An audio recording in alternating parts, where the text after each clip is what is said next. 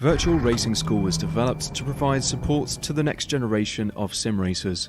No matter if you're a rookie or veteran or what car or track you'll be racing, our goal is to provide training every step of the way.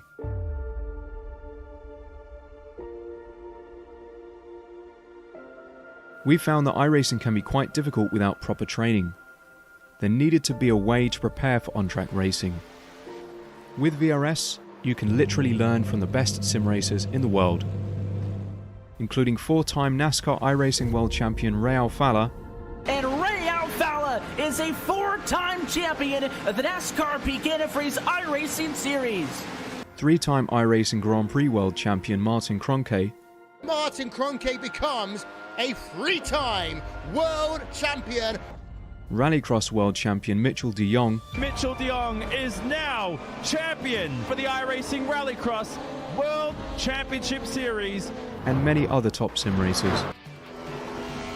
Data packs include everything you need to start learning. Our World Championship coaches create the data packs by setting a hot lap or a series of fast laps for you to compare, analyze, and replicate.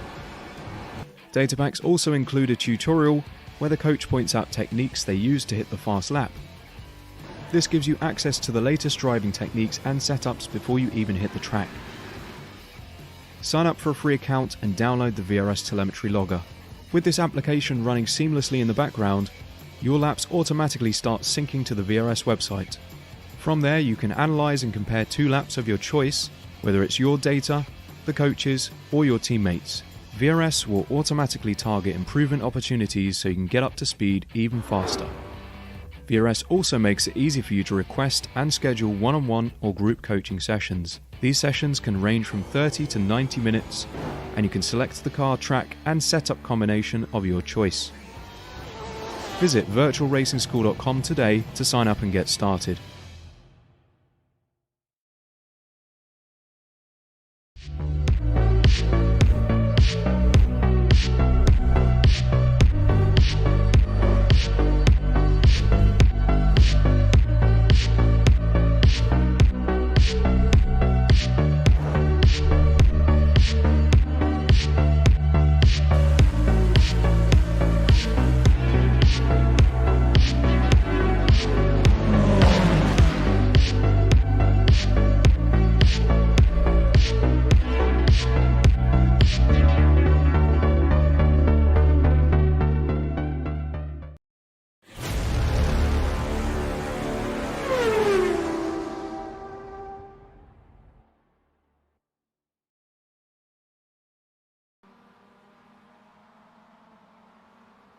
Hi, everybody, and welcome to Season 3 of the Ray Esports Racing League presented by RaceVoice and Alliance Autosport.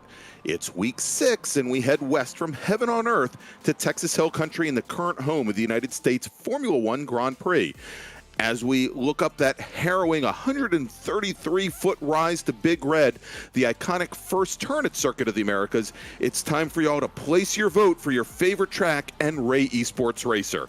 I'm Greg Ginsburg, and returning to the commentary booth after not only a well-deserved vacation, but a very successful weekend behind the wheel, we've got Brian Donati, and of course we've got Apex Racing TV's Dennis Branch. He's in the virtual production truck, as always, bringing you all the great views from this beautiful venue. Tonight we've got 2 great races on tap. First up, the Mazda MX-5s, who unleashed one hell of a battle in Brian's absence, and then the Formula V's return after sitting out last week's trip to Virginia International Raceway. So Brian, I'm sure you're still just a bit hyped up after 3 action-packed days behind the wheel of a real race car at Summit Point, but we've got a big surprise for you and our racers this week. Instead of running the 20-turn Grand Prix circuit, we're gonna be cutting things down a little bit. We're gonna be running the shorter 2.6-mile, 17-turn West Circuit, or what the folks out in Texas call the National Circuit. And it should definitely present more passing opportunities for our drivers, both in the MX-5s and I think most importantly for our Formula V drivers, who we're going to see a little bit later. It means that they'll get in more than like 3.5 or 4 laps over 20 minutes of racing. So it should be a good change. And as we've been watching practice here, Brian, I'm sure you'll agree, it looks like a lot of our drivers having some issues coming to grips with this shorter course. Yeah, Greg, I tell you what, this national circuit, as they call it, and this shorter circuit, is really got some tight racing. It's going to be interesting. As you mentioned in your opening, you've got some places to pass, but then you've got some places where you've got to tuck in line. If you don't tuck in line, you're going to be hung out to dry, especially with these Mx5 Cup cars. You will go to the back in a hurry. Yeah, so, you still have all the great features of the full course. You've got the very wide track. You've got some very wide sweeping turns as well. But the big change here and what makes this different from the national course, and hopefully we'll see if Dennis can throw up the track map on the screen. Hopefully he can get that up there for us. Thank you there, Dennis. What we end up doing is once we come out of the S's, that 3, 4, and 5 section, instead of making the run up the hill and then up towards turn 11 and the hairpin, which then brings you onto that incredibly long back straight at COTA, what it will do is we'll have our drivers make a hard left, a 90-degree left, just as they're coming out of the S's, and cut pretty much straight across the infield. They'll have a little bit of a kink, but then they'll get brought on back onto that back straight about 2/3 of the way down. So it's a much shorter run down to what would normally be known as turn 12. I may call it turn 12. I may call it turn 10 here tonight.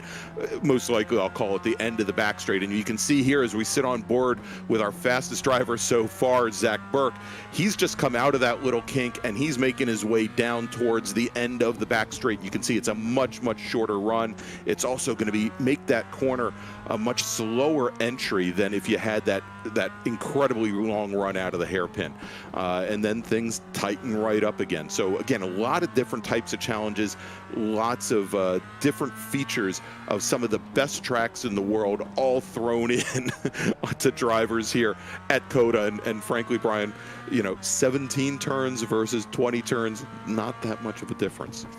No, it's really not that much of a difference. Greg, you talked about that crossover coming out of there, between that turns 5 and turn 6, making that left-hander before you hit that little small short of that backstretch. That is going to be a great optimal passing position. If you could get through that second left-hander out onto that backstretch, that could set you up to get into that turn 12, turn 10 area that we're going to call it this evening. Yeah, and as we were watching practice, and by the way, we're already about 2/3 of the way through qualifying right now, 15-minute qualifying with Zach Burke in the number 13 machine, your provisional pole sitter with a fast lap of a 1:45.75, almost a half a second up on Jameson Huffman and Mitchell Peak, with Morgan Burkhard and Tyler Campbell running 4th and 5th. The curbing through that little bit of a kink before you come back out on the front straight, awfully tall, and we've seen a lot of the drivers as they try to attack those curbs and try to straighten that little portion of the track out, they get really very, very caught up coming back onto the back straight with a lot of slide. And for the drivers that hit it right, and you'll see right here as they start to pop over, it really unsettles the car. And we've seen a lot of drivers actually have the rear end step out on them as they come onto the back straight and spin the car around. This time by watching Andre Jameson, he didn't do that, so a good run through there for him. But again, a lot of the drivers still trying to come to terms with it. So real quick, Brian, as we have just a couple minutes here left in qualifying, let's take a quick look back a week back to the finish at Virginia International Raceway and where we stand in the points after 3 rounds complete in the Mazda MX-5s. Taking the win, and he's your provisional pole sitter right now, Zach Burke, with Jameson Huffman, who's currently sitting second fastest right now. Those two drivers were going at it for more or less the entire race, all the way down to the very last lap. They actually got together at turn 15, coming down through the roller coaster on the very last lap, and Burke managed to hold Huffman off by about 2 car lengths to take the win, with Kyle Vallejos coming in 3rd. Vallejos actually made up 7 positions, started 10th, finished on the last step of the podium, so it was a great win for him. Wanchi Lin, who had been in contention for that last podium spot, he drove the car off, going down the roller coaster on the very last lap, lost a front wheel, and had to crawl across the line. I think he finished all the way down in Looks like he finished all the way down in 13th. So let's take a look at the points, and here is where things get interesting, Brian. Morgan Burkhard, Andre Jameson, Jordy Fike, all tied for the lead with 42 points after 3 rounds complete, and Jameson Huffman only 3 points back from there. Tom Pendergrass only 4 points back, and you can see Greg Brockway's in the fight as well. Now, it's going to be really interesting tonight. We've got, of course, Morgan Burkhard here, and there he is on screen right now in the number 40 machine, currently 4th fastest here with 2 minutes remaining in qualifying. I believe we also have Andre Jameson, who's currently mired down 10th fastest at the moment. But Jordy Fike alerted us the other night that he's actually on vacation, and he's not going to be racing tonight. So no matter what happens tonight, it probably is not going to be a three-way tie for the lead coming into the next round here in the Ray Esports Racing League. I'll tell you what, if I'm Jordy Fike, I would have taken my setup and my computer with me on vacation. Hey, that's what we're going to be doing in a couple of weeks, right? That's exactly right. As we're going to be, a big hint for you all, we're going to be we're going to be announcing one of our races from the announce booth at Indianapolis Motor Speedway, and that's going to be, I believe, the Tuesday night, the 28th of September. And while we're doing that, might as well tell you real quick, one of our great sponsors here, the Ray Esports Racing League, Alliance Autosport. By the way, wanted to wish Scott Reddick a happy birthday. Yesterday was his birthday. Scott is the proprietor of Alliance Autosport. They are going to be holding a party for all of our Ray Esports Racing League drivers and any other virtual racers as well that are going to be at the Sports Car Club of America's National Championship runoffs. That party is going to be held Wednesday night, September 29th from 6 to 8 p.m. In the Alliance Autosport paddock, which is over, I believe, paddock spots S13 through S15. It is bring your own beverages, we'll say.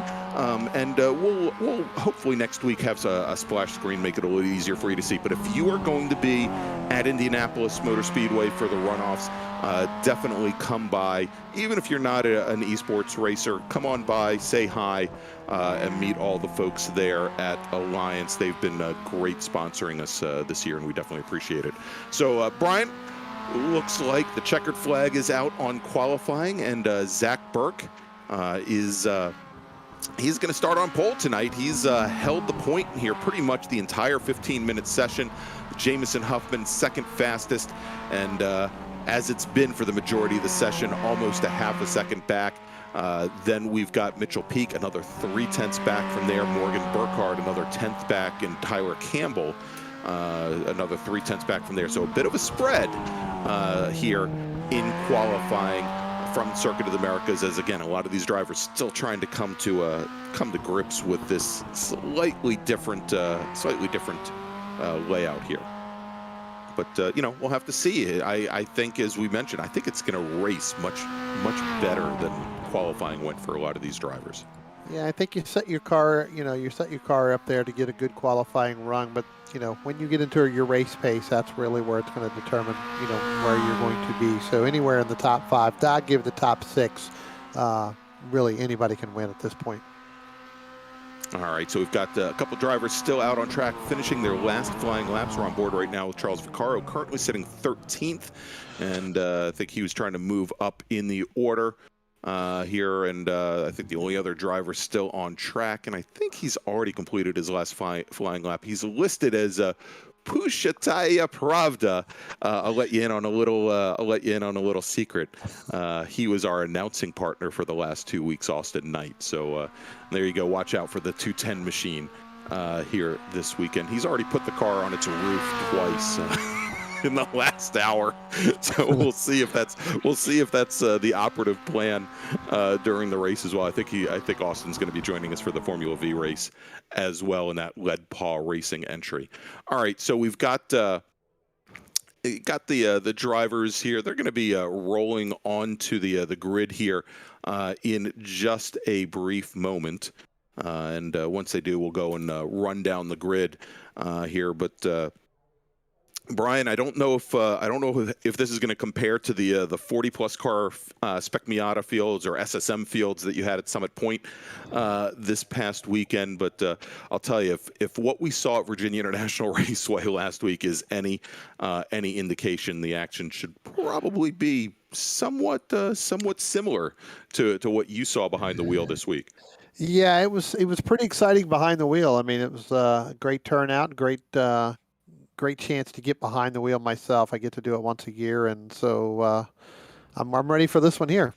All right, so let's go. We'll run down the starting grid. As we mentioned, on the pole is going to be Zach Burke. Qualifying time 1:45.751, 4.6 seconds up on his row mate there. Jameson Huffman's going to start on the outside pole in the number 89 machine. Mitchell Peak in the number 56 Team eSport Racer machine. He will start on the inside of row number 2 with Morgan Burkhard, one of our co-points leaders, on the outside of row number 2, right behind his teammate Huffman. Then we've got Tyler Campbell in the Draught Racing number 37 entry. He's going to start on the inside of row number 3 with Caleb Patry in the number 198 machine, starting 6th. Patry having won the last 2 rounds in Spec Racer Fords. We'll see if he can perform well here tonight in the MX5s.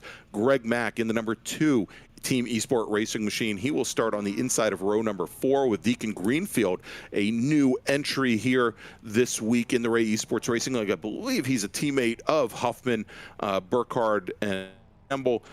Greenfield driving the number 3 machine. Kyle Vallejos will start at 9th with Andre Jameson on the outside of row number 5.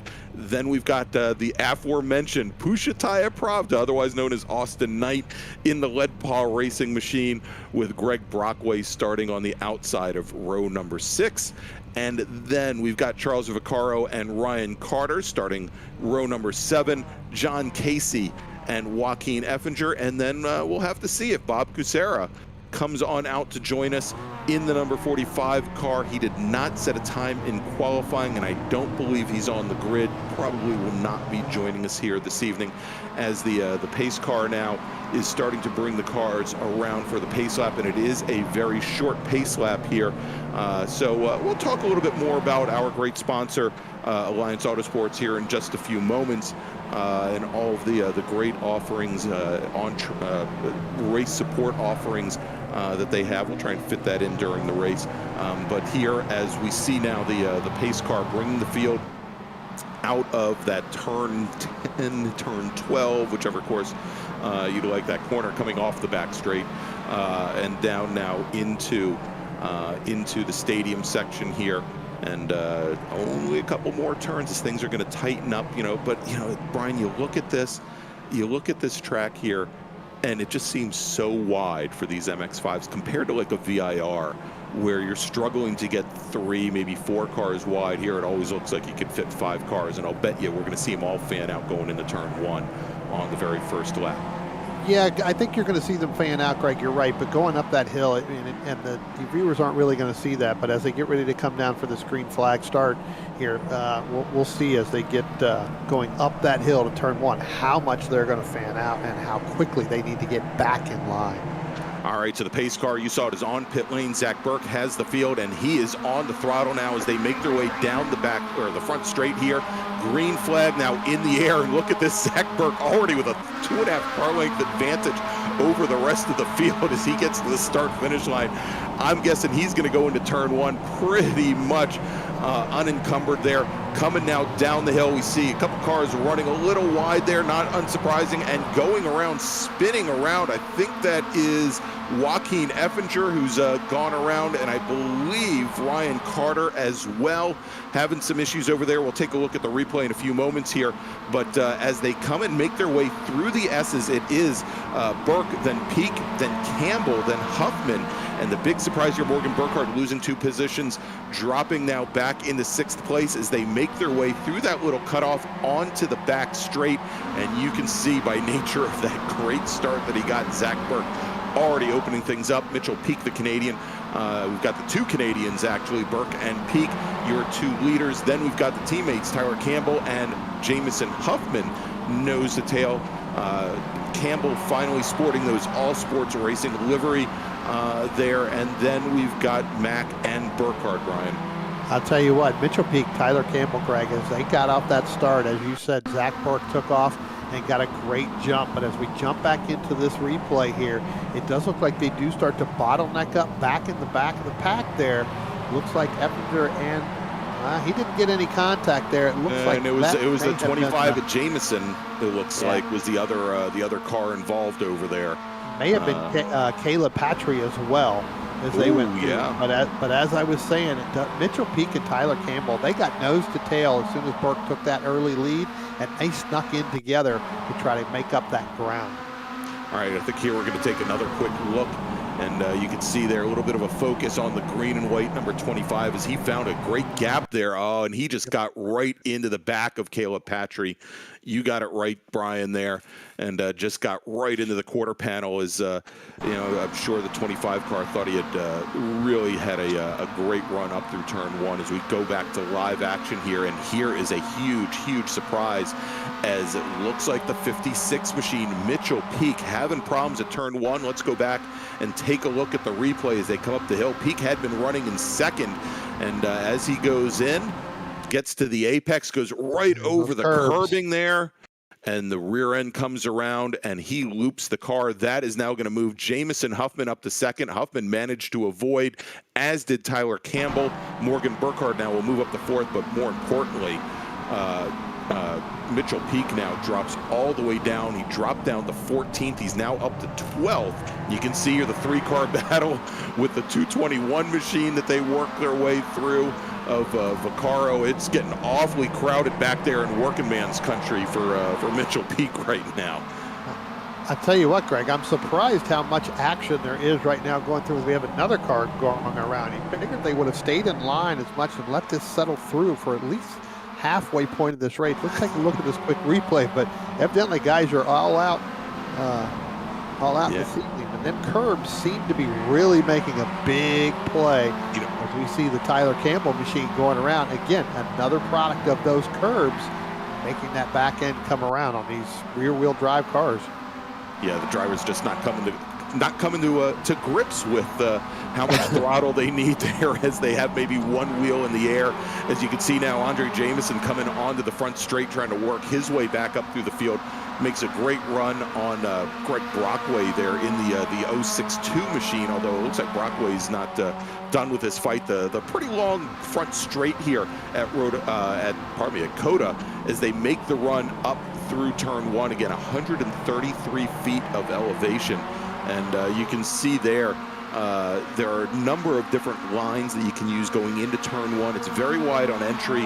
It tightens up quite a bit on exit, and it looks like getting a good run out of there is Joaquin Effinger, as he's now battling it out. As you know, he's got the 221 machine right behind, but they're trying to make up ground there on Jameson and Brockway. Yeah, I tell you what, and we talked about our 210 machine there of our Mr. Pravada, but we're going to say Mr. Knight there. He's making up 5 positions, so he's settled in quite nicely there and starting to move up there, sitting right now in 6th place as he comes around, starting to lead just a little bit over Deacon Greenfield. Yeah, and he's got a good run going. As you mentioned, he's got a nice advantage over Greenfield. Looks like about 2 seconds, a little bit over 2 seconds, up to the next person in line. That is Vallejos. Actually, yeah, there we go. About 2 seconds up to Vallejos, but he is definitely closing things down on him. I think just looking for a couple of clean laps, which other than Zach Burke and not many of the drivers have had. As you can see here now, Morgan Burkhard, one of our co-points leaders with Andre Jameson and Jordy Fike, now works his way up into third. He's trying to get up to the back of his teammate there, Jameson Huffman, see if they can work together and work the draft here to try and catch up to Zach Burke.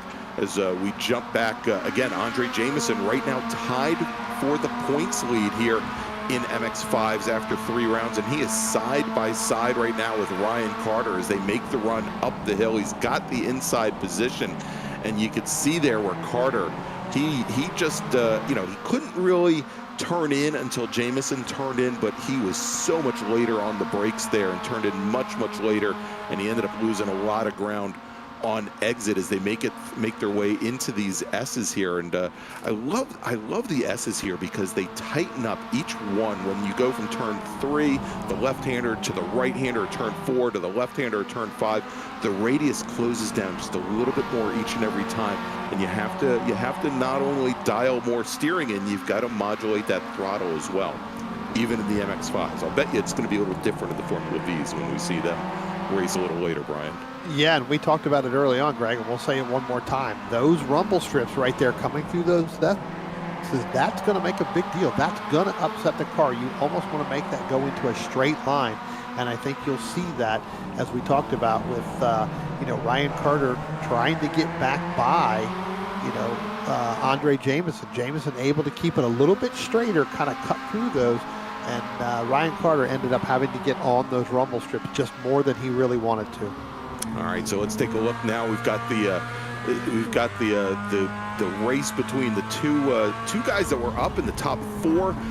We've got Mitchell Peak just ahead here of Tyler Campbell in the 56 machine. Peak had been running second for the first couple of laps before he went around going into turn 1. Tyler Campbell had lost the car a little bit earlier. You can see the effect of the draft there as they start to make their way up the hill. And the big thing here at COTA is because that rise is so high, you can get on the brakes very, very late. You don't want to have to over brake going in. You can see there that Campbell, he waited a little bit to see what the the braking point for Mitchell Peak was going to be, to then maybe try to carry a little bit more speed down the hill. But those two look very evenly matched, Brian. Yeah, they do. They looked actually pretty good coming up through there, and you could see that through that in-car camera as they came up through that hill, how much you almost can't see where that braking zone is because of the size of that hill, which will slow the car down a little bit as well. Yeah, it's really, you talk about blind corners, but I think turn 1 is at COTA is the epitome of a blind corner, because you are pointed up at such an angle of attack, just to then have that apex off the driver's left and the exit being back behind you and further down the hill. It's really hard to judge. When I was there for the first time in 2012, and I was coaching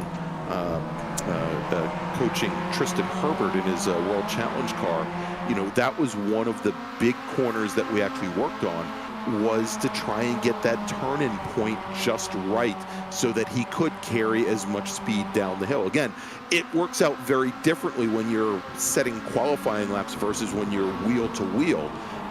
But here, most of these drivers, as this pack is now really gone nose to tail, and you don't see a lot of side-by-side battling, at least at the moment going into turn 1, you go back into that kind of mindset. But here, with the draft so strong, I wouldn't be surprised if we start to see drivers poke to the inside. And now, here we go, Brian. Look at this. We were talking earlier about Burkhard and Huffman, and how Burkhard, who had been running in 3rd, was trying to get up to his teammate Huffman so that they could work together in the draft. Well, it looks like Burkhard's got a bit more pace right now than his teammate Jameson Huffman, has actually taken over 2nd spot. But look at that. It looks like Burkhard might have gotten an off track and had a slowdown. You saw him get on the brakes there and have to let Huffman through.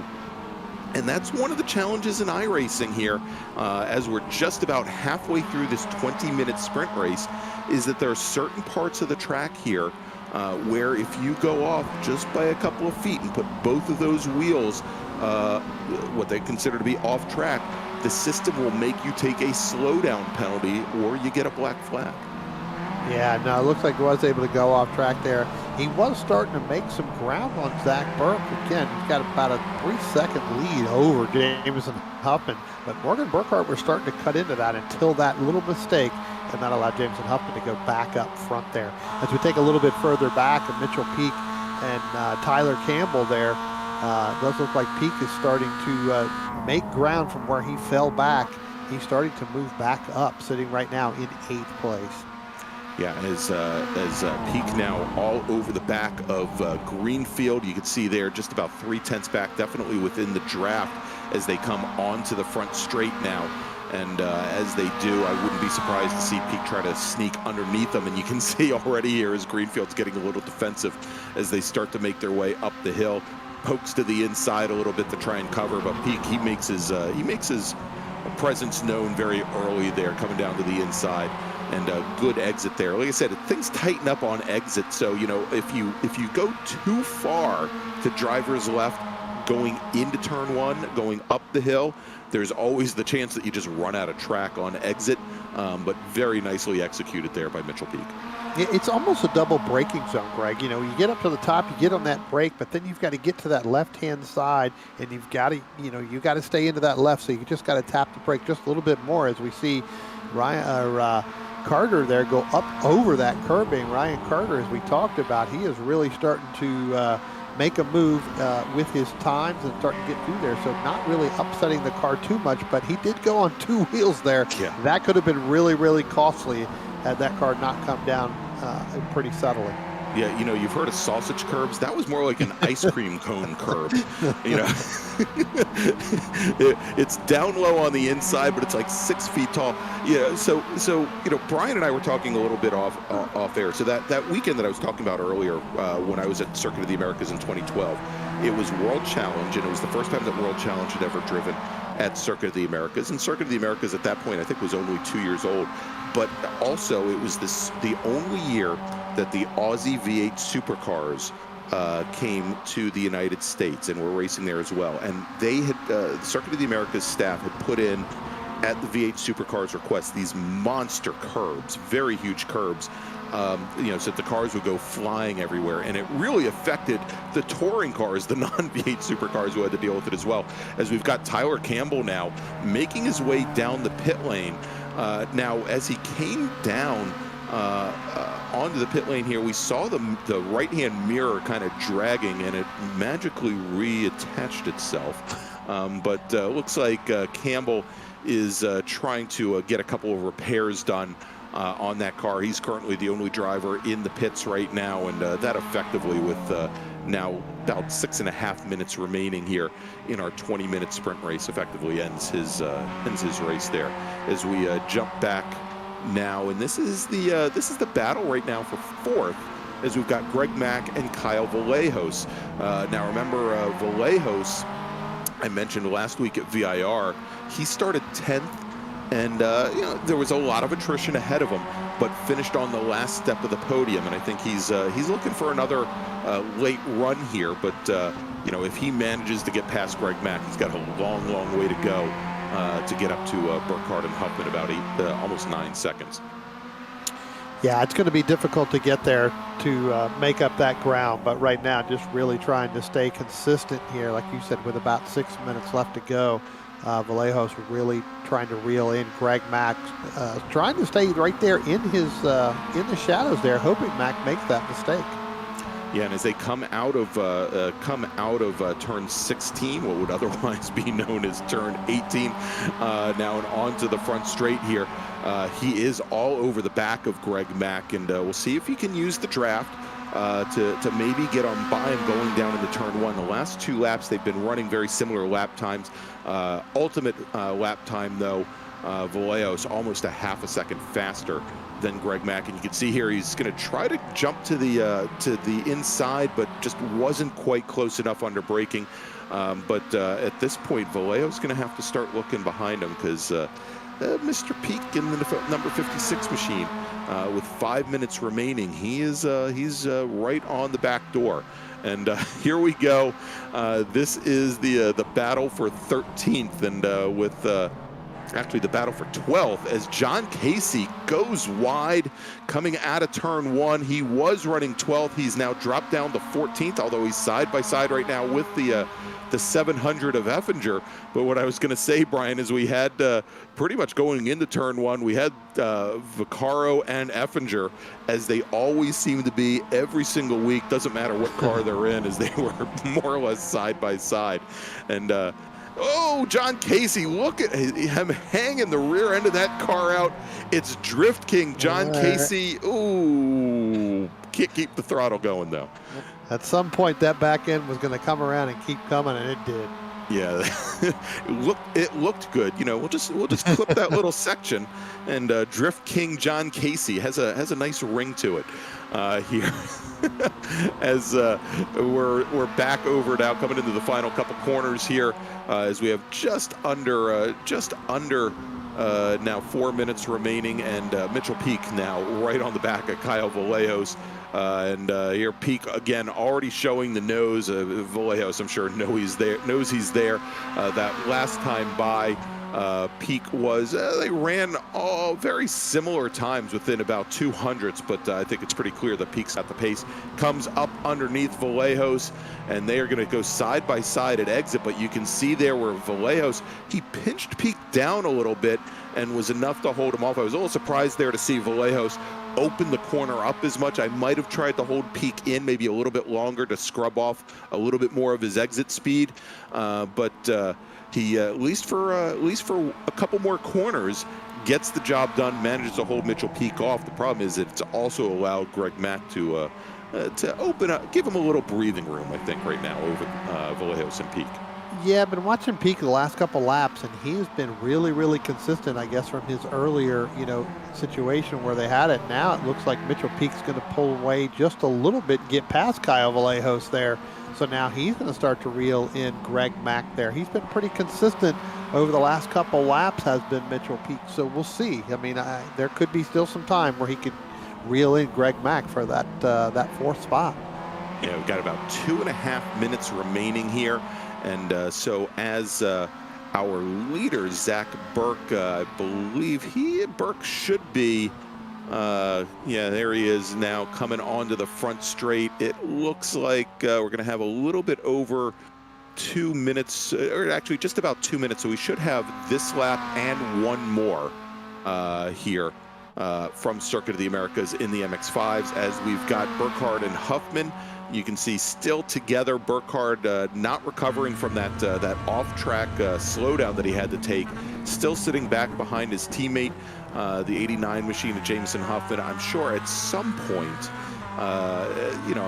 they've got another a little bit less than 2 laps. I think at some point, not that there are any team orders here, but I'm sure Huffman would probably want to let Burkhard go by to allow Burkhard to take as much of a points haul as possible. But, you think about it, Huffman coming into tonight was sitting down at 39 points, only 3 points back. So maybe you don't see that. Maybe you see Huffman try to hold on for second place over his teammate as the two drivers come down the end of the back straight here, the much shorter back straight in this configuration, as they are nose to tail. Well, I'll tell you what, Greg, with Andre Jameson sitting back in 9th place, you're right. I don't think that Jameson Huffman is just going to let Morgan Burkhard go ahead and take that second place because he's leading it, because that's going to allow Jameson Huffman to move up again with Jordy Fike not here this week. So. Yeah, exactly. So it'll get him closer here, and you can see now Burkhard. Yeah, he's going to be pushing here. Now, Burkhard's going to be caught to the outside of this triple apex right-hander, but if he can get up close enough, you've got the two left-handers coming back onto the front straight, and there you go. Morgan Burkhard getting around his teammate Jameson Huffman now with just a little bit over a lap to go as they come down into the final corner and onto the front straight, and white flag should be in the air. There you can see from both of the flag stands. Interesting that you have here at the Circuit of the Americas, you've got the start-finish line, actually the start line right there at the big gantry as Burkhard and Jameson just go underneath it, but the finish line is actually just after you come out of the final corner. As we now go back and take a look, Mitchell Peak, he's caught up to Greg Mack.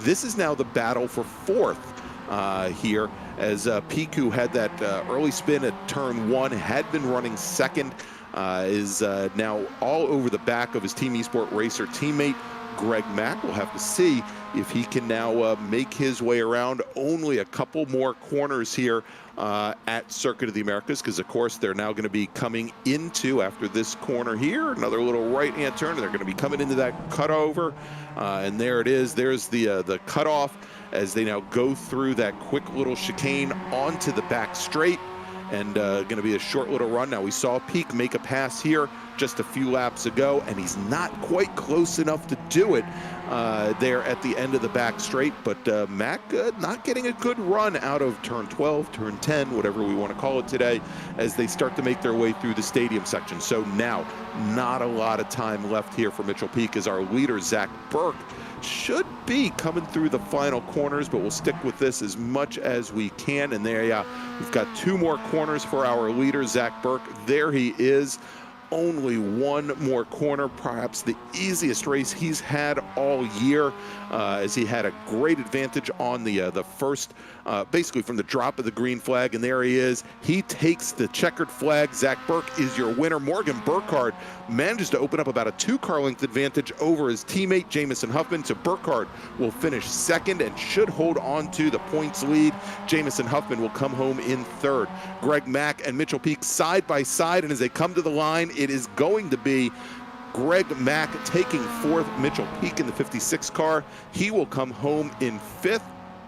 Kyle Vallejos, another great run for him, started in 9th position today, will finish in 6th.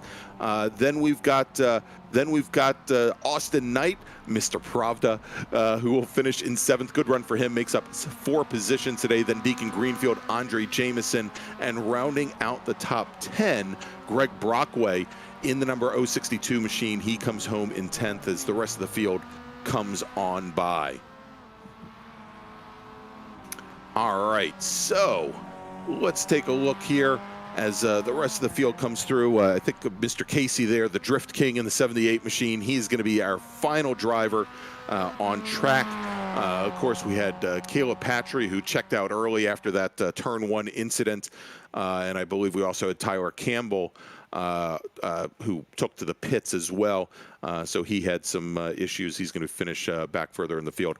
All right, so Brian, looks like we've got the 2 teammates. We've got Huffman and Burkhard sitting in the green room. Why don't we bring in Jameson Huffman, driver of the number 89 machine? He finished 3rd tonight in the Mazda MX-5s.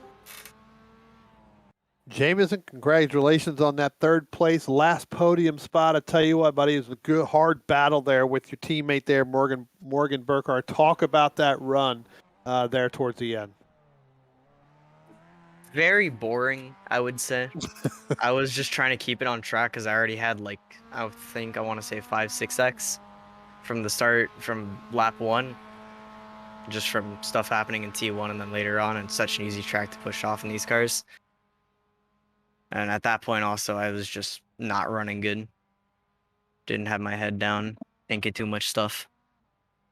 All right. Well, I tell you what, congratulations on that 3rd place. I know it may not have been the race you wanted, but who do we got to thank tonight for this race here? My parents for letting me race. My dad's actually next to me. He will be in the V race. Teammates, Majors Garage. We got Deacon on the team now, so it's nice to have him in here. You guys for broadcasting, and Stevie and Greg for hosting this series. All right. Well, fantastic. That's your 3rd place, your last podium, 89 of Jameson Huffman. Jameson, thank you very much. Thanks. All right, there you go. That was Jameson Huffman, driver of the number 89 machine. And so, why don't we go? We'll bring in his teammate, driver of the number 40 Mazda MX-5, Morgan Burkhard. Morgan Burkhard, congratulations on that 2nd place finish. I tell you what, hard battle with your teammate there at the end. Talk about your side of that battle with Jameson Huffman. Well, I raced Jameson quite a lot in our practices. Well, actually, race is the word that could be described of what happens in our practices. But anyway, yeah, it was a lot of fun racing with him. He's always a good guy to race. At the end of that race, it was just damage management and try and save something. All right. Well, talk about who you'd like to thank about tonight for this race here. Well, I'd like to thank my parents for letting me do this and supporting me. I'd like to thank Majors Garage for setups and the rest of the eSports racing team. All right. Well, there you go, folks. 2nd place, Morgan Burkhard in this Mx5 Cup at COTA. All right, there you go. So what we're going to do now, Brian, is we've gotten things off to a great start here with that MX5 race. We're going to get things set up for our second race of the evening. That is our Formula V race. But first, wanted to talk quickly about one of our great sponsors, and that is Alliance Autosport. They are based in Columbus, Ohio, and they have found success both at the club and professional levels, garnering multiple championships, including 7 SCCA National Championships, 3 SCCA Pro Championships, and a USF 2000 National Class Championship. Alliance Autosport's team members are dedicated, hardworking, and know what it takes to win. As a matter of fact, they were at Mid-Ohio this weekend supporting 18 different drivers. So big size team. Their big operation is Alliance Autosport. Not only are they SCCA Enterprises Great Lakes Division customer service representative for Spec Racer 4 Gen 3 and Formula Enterprises 2, but the team services include arrive and drive packages for Spec Racer 4 Gen 3, FE2, and also Trans Am 2, spanning customer car prep, trackside support, transportation, storage, part sales, data analysis, hospitality, as well as driver coaching and development. To join Alliance Autosports on the winning track, check them out at allianceautosport.com. All right, so Brian, let us now take that break. We're going to thank a couple more of our great partners and sponsors here with Apex Racing TV, and when we come back, we will dig right on in to Formula V here from Circuit of the Americas.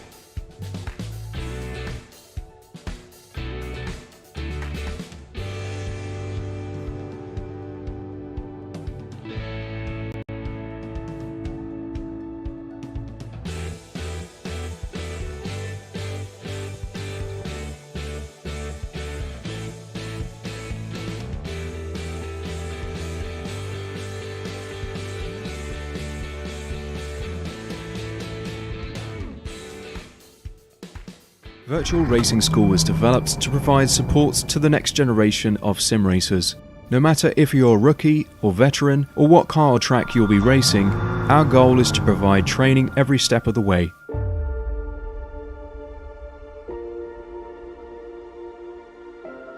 We found that iRacing can be quite difficult without proper training. There needed to be a way to prepare for on-track racing. With VRS, you can literally learn from the best sim racers in the world, including 4-time NASCAR iRacing World Champion Ray Alfalla. And Ray Alfalla is a 4-time champion of the NASCAR Peak Antifreeze iRacing Series. 3-time iRacing Grand Prix World Champion Martin Kroenke.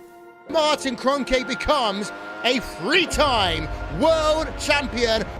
Rallycross World Champion Mitchell de Jong. Mitchell de Jong is now champion for the iRacing Rallycross World Championship Series. And many other top sim racers.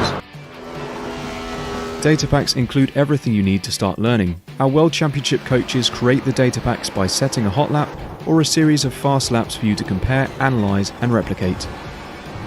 Data packs also include a tutorial where the coach points out techniques they use to hit the fast lap. This gives you access to the latest driving techniques and setups before you even hit the track. Sign up for a free account and download the VRS telemetry logger.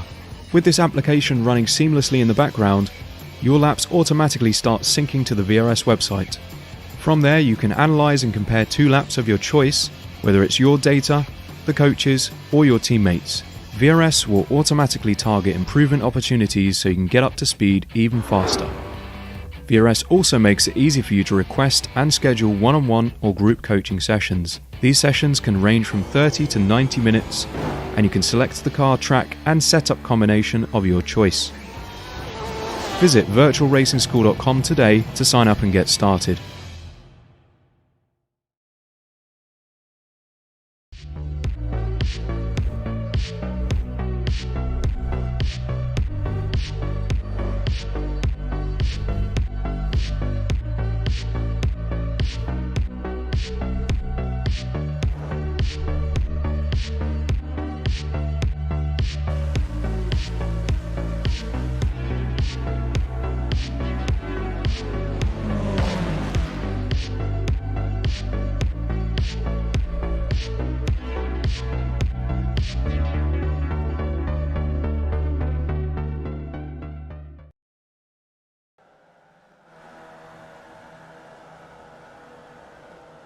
And we're back here at Circuit of the Americas, the West Course, the national course. I'm Greg Ginsburg along with Brian Donati for Season 3 of the Ray Esports Racing League. Just had a great battle, the Mazda MX-5s and our Formula V racers. They are out for qualifying right now.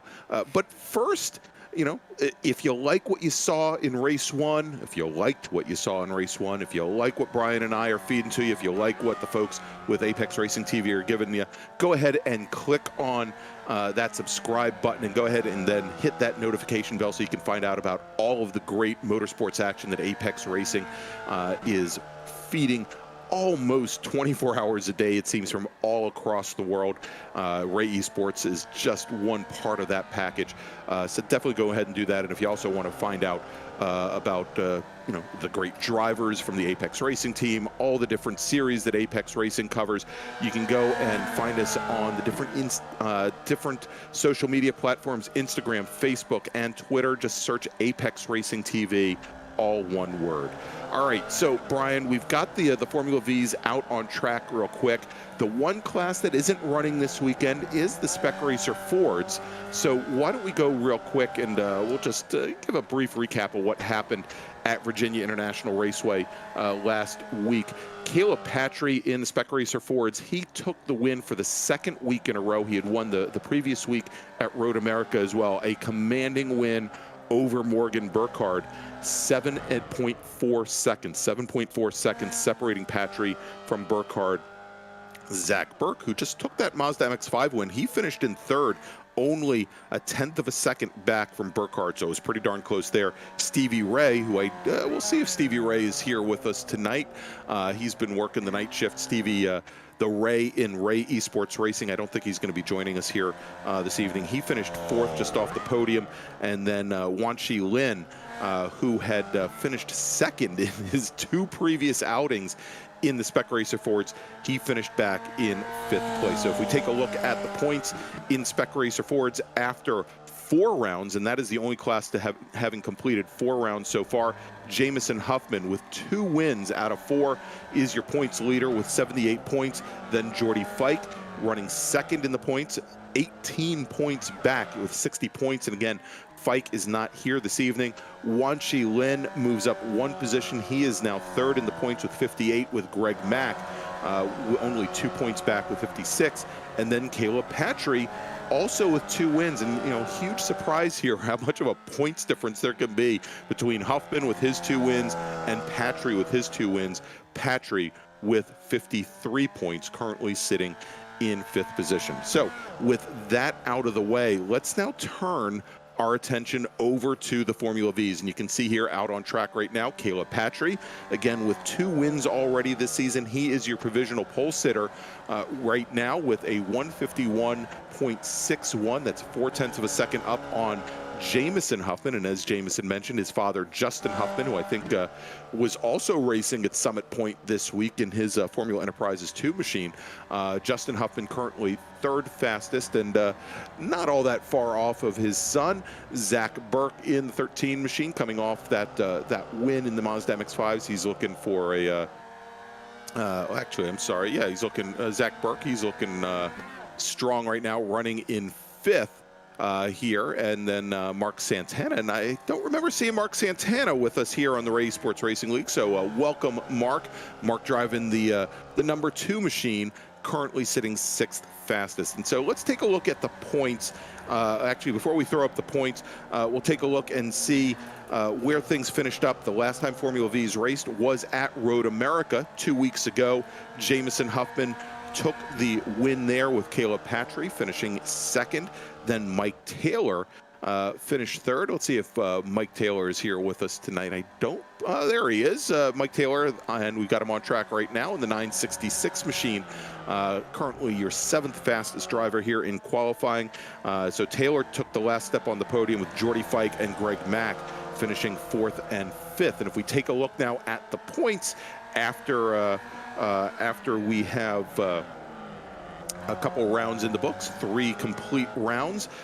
Jameson Huffman is your points leader with 71 points, with Morgan Burkhard, also a race winner, currently sitting 2nd in the points with 54. And then there is a tie for 3rd right now. Greg Mack and Edgar Sanchinelli, 48 points apiece. And if you take a look there at the little numbers right beside their names, you can see that both Greg Mack and Edgar Sanchinelli moved up quite a bit in the point standings there, as did Mike Taylor and Jordy Fike. The loser in this whole exchange, Justin Huffman, dropped 4 positions in the points here, and he is currently tied for 7th with Joaquin Effinger, down with 34 points. But still, pretty close battle, with the exception of Jameson Huffman, who's really started to separate himself out from the rest of the field there after 3 rounds complete. As we've got now 2.5 minutes left in qualifying.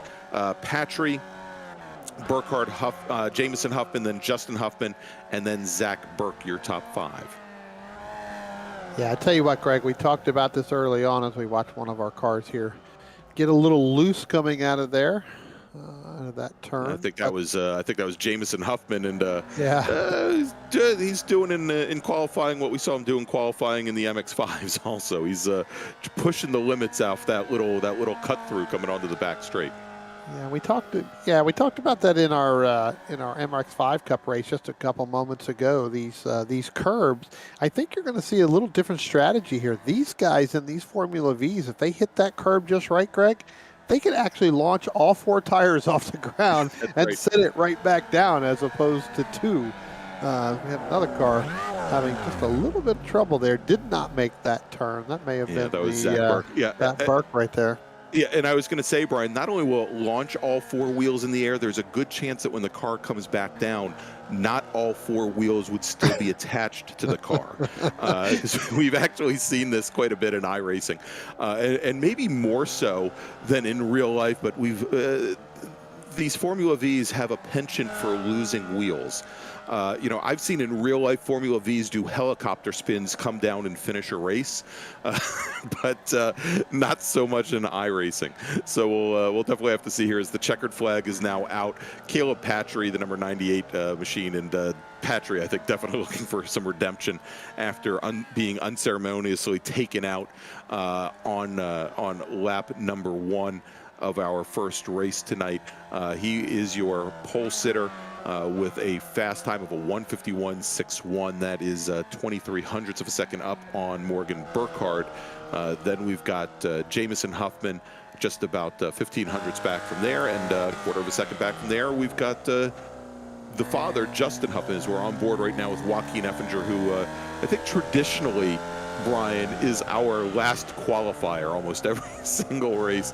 Looks like it's Joaquin's goal to get as much camera time as possible. The problem is he's getting it during qualifying, not during the race here, as he only has a couple more corners to go. it seems like he times it just so that he could get across that start-finish line and start that race, start that last qualifying lap. It seems every week that he is on track. That's exactly what happens. So, you know, he does it, as you said, almost every single week. That you know, I'm thinking after watching the Formula One race this past weekend from Sanford, that perhaps Red Bull and Checo Perez ought to be checking in with the number 700 machine, because he knows how to time that last flying lap perfectly, as opposed to Checo Perez, who ended up having to start from the pit lane. So here we go. We've got just a couple more racers. Welcome back to Ray Esports, Brennan Horan. Brennan was watching that Spec MX, or the Mx5 race. He's going to be joining us tonight in the Formula V's, so good to see him in one of the Team Esport Racer entries. And let's see who else we have with us. Mr. Pravda, Mr. Austin Knight in the 210 machine. There he is. He's going to be joining us again for our second race. And Brian, it probably should not surprise anybody listening that during practice he was able to put his Formula V on its roof, much like he put his MX5 on its roof. So we'll see if he can keep all four wheels down here for the races. He's bringing the car down into the pit lane, and I think Horan and Effinger probably are the only two drivers that are left out on the track. When they come back into the pits, we'll probably see our starting grid come up here. So it should be just a moment. And while we're getting ready for that grid to come up, let's talk about our sponsor for this evening's Formula V race, and that is RaceVoice. They are proud to once again sponsor the Ray Esports Racing League, and they want to take your driving to the next level with on-track audible performance alerts with RaceVoice and RaceVoiceSIM. Hear miles per hour, turn entry and exit speeds, upshift alerts, and other performance metrics which are selected and configured by you and for you. Go faster with the speed of voice. You can find out more about their offerings at racevoice.com. So, Brian, why don't we run down the starting grid for tonight's Formula V race? All right, Craig. On the pole there with a time of 1:51.610 is going to be the number 98 of Caleb Patry. Starting second is going to be the 40 of Morgan Burkhard. Starting in the second row, then the third position is going to be Jameson Huffman in the number 89. Starting next to Jameson is going to be his father, sitting right next to him, I'm sure, in the same house, is going to be Justin Huffman in the 223. Starting in the third row is going to be the number 13 of Zach Burke. Starting in the sixth position is going to be Mark Santana in the number 2. Starting in the fourth row, the number 966 of Mike Taylor. Starting 8th, Mr. Pravada himself, a.k.a. Austin Knight. Starting 8th is the 210. Starting in the 5th row is the number 21 of Ryan Carter. Starting 10th is the number 71 of Andrew Benga. Starting in the number 11th position is the number 11 of Greg Mack. Starting 12th is the number 45 of Brendan Haran. Starting 13th is the number 7 of Joaquin Effinger. Starting 14th is the number 221 of Charles Vaccaro. Starting 15th is the number 15 of Deacon Greenfield. And starting 16th is the number 78 of John Casey. All right, so there you go. That is our starting field. As the pace car now is bringing the field around the final corners here. And, you know, Brian, you know, I think you said it, and I think Jameson alluded to it a couple of weeks ago during an interview that he and his father's rigs are literally side by side, and it would be interesting to see if maybe one of them, as they go up the hill and have to turn in for turn one, maybe reach over and do that, grab the wheel from the other driver here, as our pole sitter Caleb Patry with Morgan Burkhard are bringing the field now through the final corner onto the front straight here, and you can see Jameson Huffman. He's not going to let the pole sitter get away like in the MX5 race. But then again, in the Formula V's, I don't think you could get away all that easily here.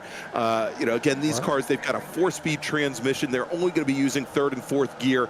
As green flag is in the air, and our drivers, I mean, it looks like they're still pushing up the hill, but our drivers now are racing under green flag conditions. And as they head into turn 1 for the very first time, it is Caleb Patry. Behind Patry, we've got Jameson Huffman, then Morgan Burkhard, Zach Burke.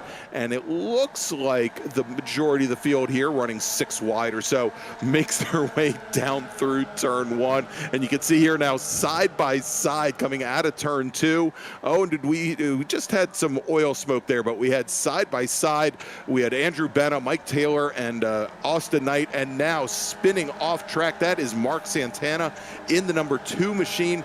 His first night running with us here in the Ray Esports Racing League, and he's now got a long way to go to get back to the rest of the field as they now come down the back straight here. And so far, Caleb Patry, he's got the point, but not able to open things up on the 2 teammates, Huffman and Burkhard, so far, Brian. Yeah, I tell you what, Greg, we talked about this early on, how this track could get so wide coming up into turn 1, and then as you get through there to come through those S's, that track gets a little bit tighter. With these Formula Vs, now you could probably put all 16 cars side by side through there coming up that hill, so it's going to be interesting. So you almost have to stay nose to tail here as quickly as possible and just right around. We heard this earlier on, actually, with Morgan Burkhard and Jameson Huffman before. You've got to have some, you got to get your incident points down. If not, it just becomes hanging on towards the end of the race. So you've got to be careful with that.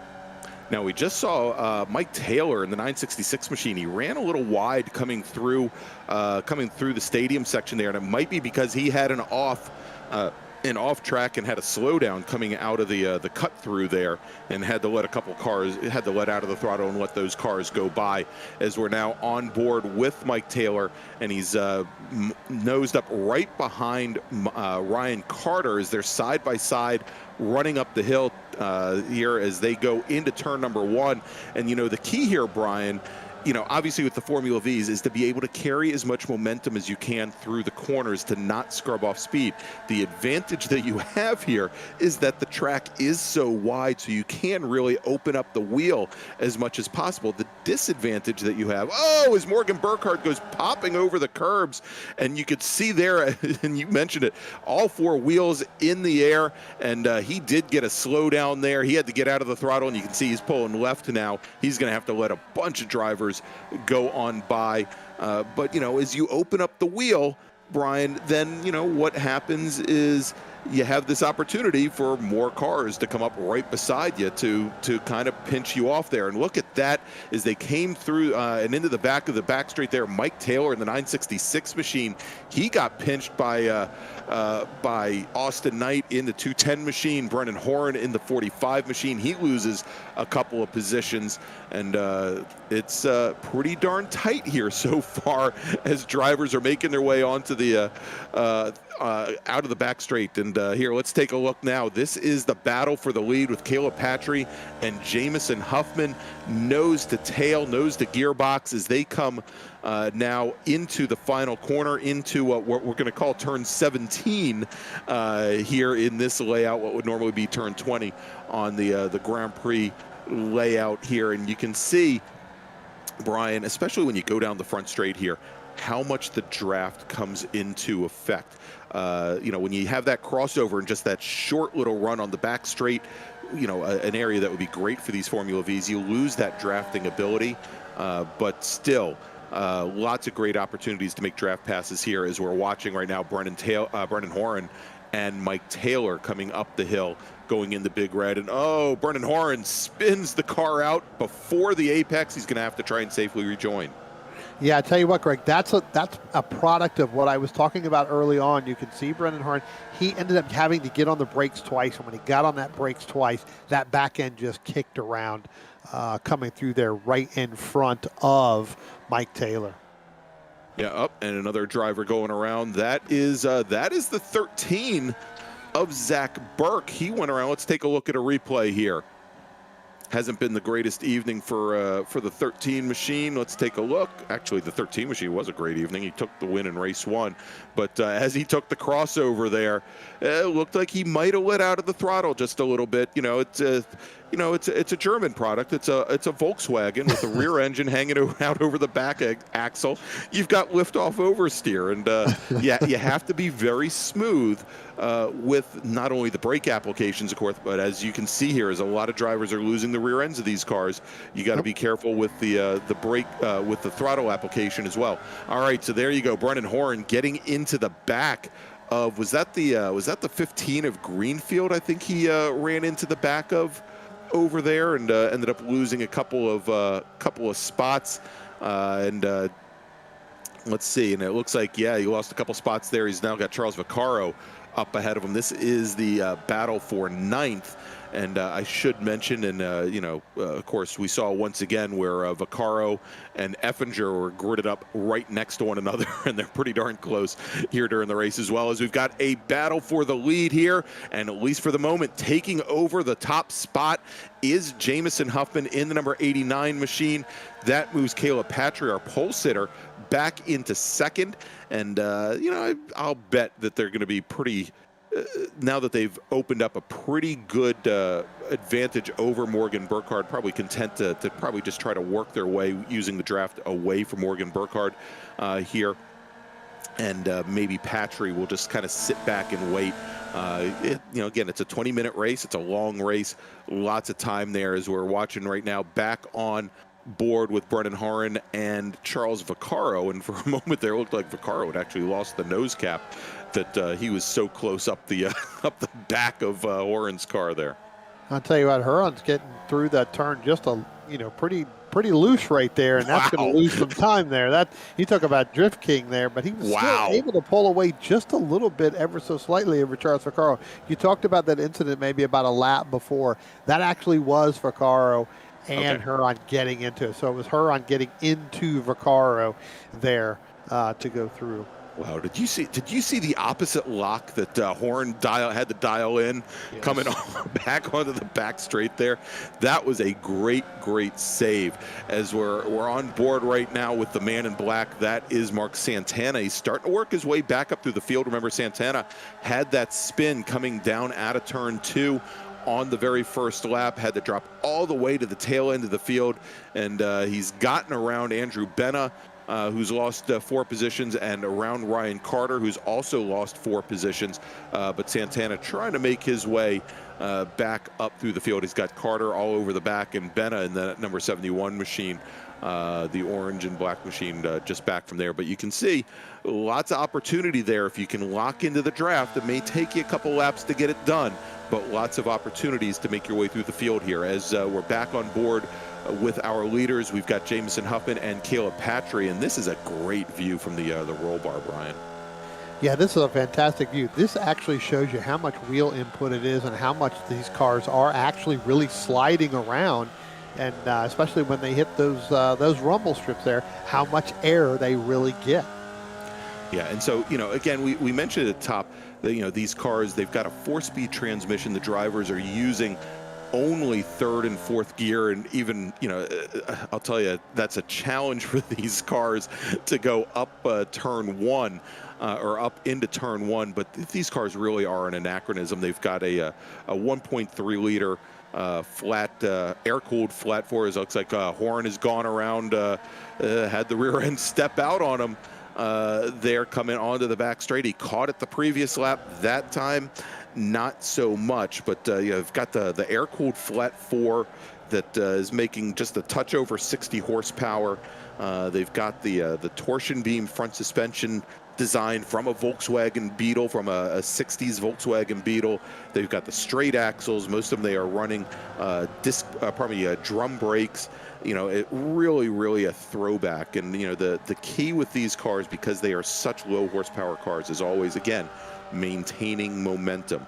You know, every time you've got the wheel up, you know, you've got opposite lock dialed in, or the rear end is sliding out from underneath you, you know, is basically just slowing the car down. Yeah, no, absolutely, Greg. I tell you what, looking at that battle where we're just sitting there with Ryan Carter and Joaquin Effinger, I tell you what, that was 2 cars that went side by side through at least 4 or 5 of those corners all the way through there. As we jump back up to the lead here, and now Caleb Patry is ahead of Jameson Huffman And we've got a few cars actually diving onto pit road, maybe. It looks like 3 or 4 of them. So again, having to come in to fix some of the damage that they may have during that battle between Huron, Santana, and that Joaquin Effinger, along with that Ryan Carter machine. But back up front here with Caleb Patrick, Greg, I tell you what, he's starting to open up just a little bit more over Jameson Huffman. So he was able to get back by there. But the guy that's moving in on them because of that battle is Morgan Burkhard. Morgan Burkhard has closed that down from almost 3.5 seconds, probably about a lap and a half, now down to about 1.5 seconds. So he's right there. So this battle between the our 3 leaders with Caleb Patrick, Jameson Huffman, and Morgan Burkhard, that's not over by any means, with just under about 9.5 minutes left. Yeah, matter of fact, that last time by, Burkhard ran his fastest lap of the race at a 1:51.9. That was almost 1.3 seconds faster than Huffman. Not quite as fast as Patry. Actually, Patry was a little bit off that pace too. He was Burkhard was about 0.8 of a second faster than Patry that last time by. But again, because of the battling, and you can see now as Burkhard, he's about 1.1 seconds back from Huffman. He's just out of the draft right now, and I'm sure if you see Huffman and Patry start the battle again, that is going to allow Burkhard to very quickly close right on up to our 2 leaders as they come out of turn 1, start to make their way back down the hill through turn 2, and as they go through the S's. And you know, what looks very tight and imposing when you're in the MX5s, it looks like wide open track here in the Formula Vs. As we take a little bit lower view, as we take like a nose cone look from Jameson Huffman's car up to Caleb Patry just ahead, and you can see there, Brian, they do almost straighten that little chicane out.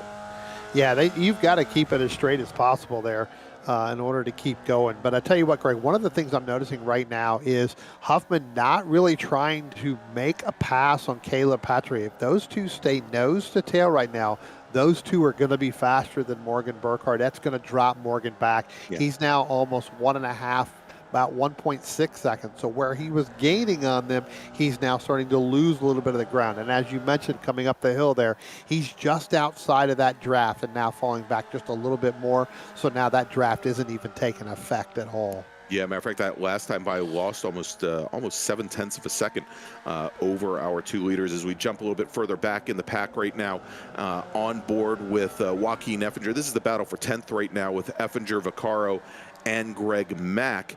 And you can see the wildly different lines there as the 221 of Vaccaro, I think, tried to get a little defensive there on Greg Mack to try and hold Greg Mack off coming through the stadium section there. And you can see how tight Vaccaro is taking some of those corners. And, you know, I don't know if it's necessary to go that, you know, the corners that tight, because again, it scrubs off speed. But, you know, also there's no reason why you have to use every last inch of the pavement here. You know, especially with these low horsepower cars. I mean, there's a point of diminishing returns where you're driving, you're making too much distance out of a lap, essentially. Yeah, no, absolutely. I tell you what, Greg, we're going to jump back up here to the leaders here. Caleb Patry, last time by, Huffman got a really good exit out of turn 16, and they basically raced up the hill into turn 1. But Caleb Patry had the momentum and had the right entry into turn 1 to keep that lead over Jameson Huffman. Yeah, you know, and we've seen this week after week. We talk about both in real life and in the virtual world how strong the draft is in, say, the MX5s or the Spec Racer Fords, and how the draft is so much a part of racing those spec chassis. But it really does not even compare to what the Formula Vs do, as small as these cars are. The fact, and we saw this in the first couple of rounds this season, Brian, with the Formula Vs, as I think a lot of our drivers are probably getting behind the wheels of these cars for the very first time, that they just didn't realize how quickly you get sucked up to the car ahead of you, and they were unprepared for it, in many cases having to take evasive action, you know, rather than sitting back and, you know, maybe letting out of the throttle a little bit and staying in the draft and kind of picking and choosing when to make a pass here. But you're seeing now, I think, both Patry and Huffman going more to what we would consider to be real-life traditional Formula V racing. Here as they come down the back straight or the front straight, pardon me, and Huffman now using that draft to get up side by side with Caleb Patry as they're going to head up to the apex. And we'll see here if Huffman pushes Patry wide coming down the hill a little bit, but not enough. And you can see there Patry going around the outside carries more speed down the hill, and he's going to manage to hold on to the position for now. And so last week, Brian, in the MX5 race, we had these same two drivers, and you know what we saw was that Huffman didn't necessarily want to sit in second place, and to the point where he would take over the lead with 2 laps to go. Jumping over the curbing there, and that was Pravda.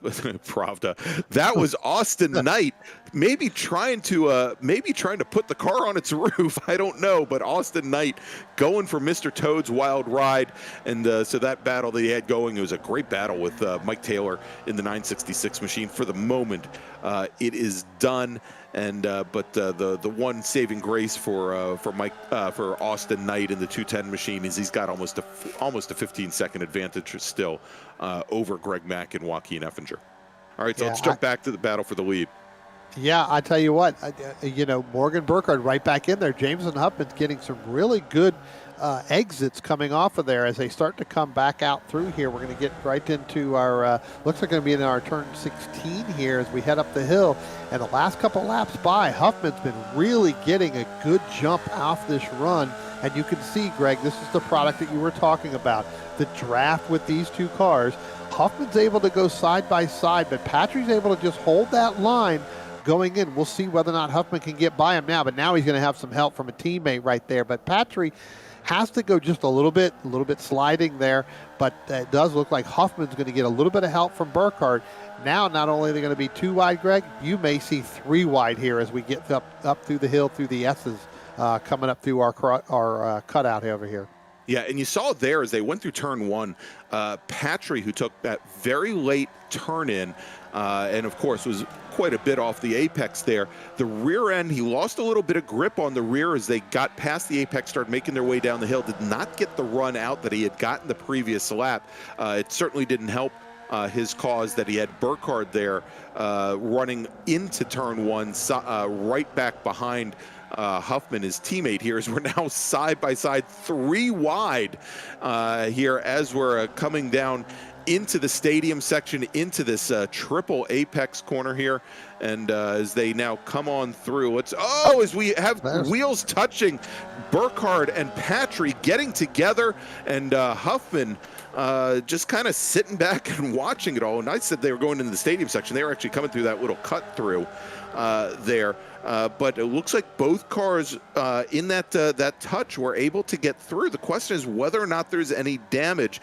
I said it a lot of times here in iRacing that these Formula Vs, they'll lose a wheel, but what that could also do, and a lot of real life stuff here, it could have bent up a tie rod, it could really impact the steering, and if it throws the toe of one of these cars out of spec, what you can end up with certainly is a lot less straight line speed. And you can see right now that Burkhard, maybe he's catching up a little bit in the draft here, but maybe having some issues with straight line speed as the white flag is now in the air. We are on the very last lap and going side by side into turn 1, wheel to wheel. It's Patry to the outside. It's Huffman to the inside. You can see Burkhard trying to split the difference and come up the inside. He's now going to take over second place from Jameson Huffman as Patry still leads here as they start to make their way through the S's through turns 3, 4, and 5. And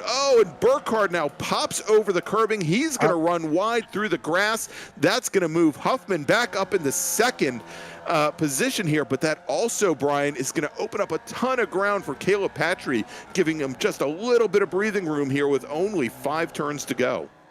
Yeah, he's got a little bit of space there, but I tell you what, Morgan Burkhard getting in there just a little bit hot, Greg, and there was really nothing else he could do there.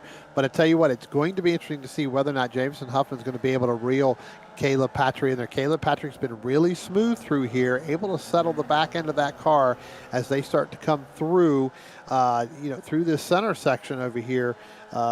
See whether or not he's going to be able to hold off. Because remember, we've been talking about this now for a while. Jameson Huffman gets a great run off of turn 16 every single lap. That's where he's able to make some of his moves.